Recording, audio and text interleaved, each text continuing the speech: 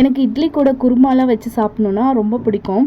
சட்னினா சட்டுன்னு ரெடி பண்ணிடலாம். ஆனால் குருமா ரெடி பண்ணுறது கொஞ்சம் கஷ்டம் தான். ஆஃபீஸ் போயிட்டு வந்து இது பண்ணோம் அப்படின்னா கொஞ்சம் கண்டிப்பாக டைம் எடுக்கும்.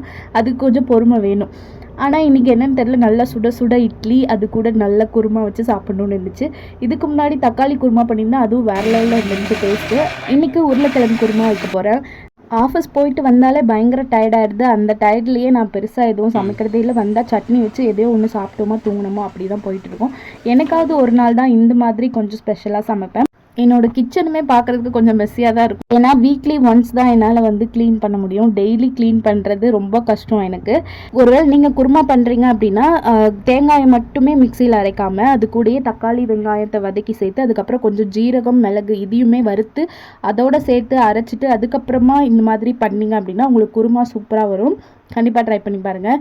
அண்ட் எனக்குமே இன்றைக்கி சூப்பராக இருந்தது. சுட சுட இட்லியோடு சாப்பிட போகிறேன். பை.